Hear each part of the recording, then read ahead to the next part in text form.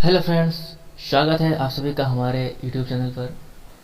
तो फ्रेंड्स, आज का जो हमारा टॉपिक है वो है the difference between grains and seed, अनाज और बीज में अंतर।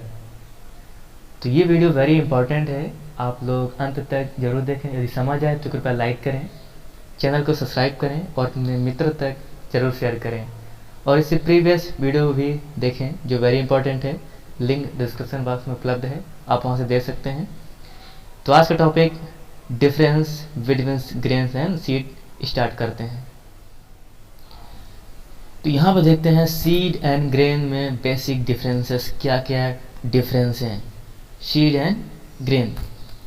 सीड में फर्स्ट है it should B viable and vigorous one, अर्थात इसे तेजी से गुणन करने वाली सीड हो जो तेजी से ग्रो कर सके।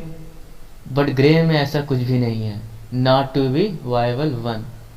सेकेंड है it should be physically and genetically pure, इसे भौतिक रूप से और आनुवंशिक रूप से शुद्ध होना चाहिए, जबकि ग्रेन में ऐसा कुछ भी नहीं है।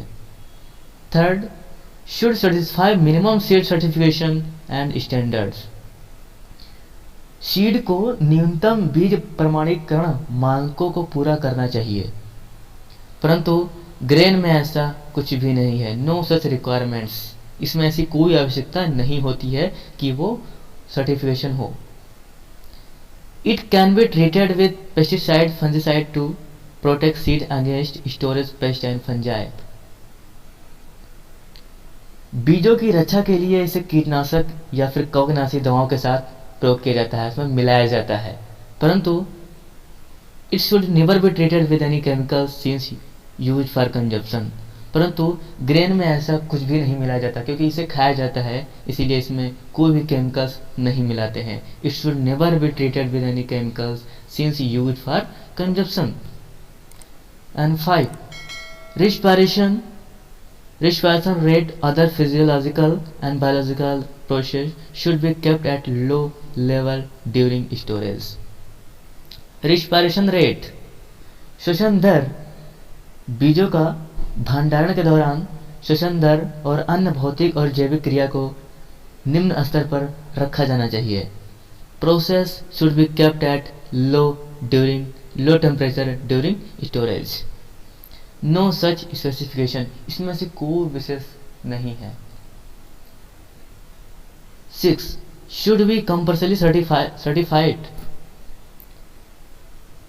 इससे प्रमाणीकरण होना चाहिए, परंतु इसमें ऐसी कोई भी कंडीशन ग्रेन में नहीं है।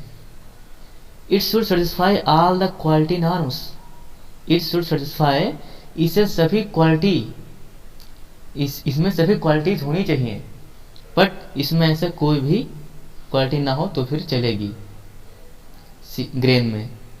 इसके बाद है देखते हैं seed can utilized as grain provided if it is not treated with poisonous chemicals. Seed can be utilized as grain provided if it is not treated with poisonous chemicals. Seed को हम अनाज के रूप में प्रयोग कर सकते हैं यदि इसमें कोई पॉइजनस केमिकल ना मिलाया गया हो तो, परंतु ग्रेन को हम never can be converted into seed, परंतु ग्रेन को अनाज को हम कभी भी सीड में परिवर्तन नहीं कर सकते।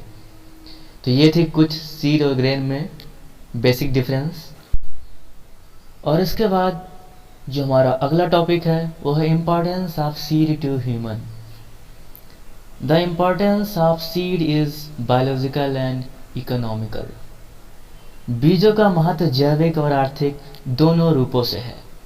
दे have large amounts of protein, starch and oil which are important nutrients for the development of plants and human.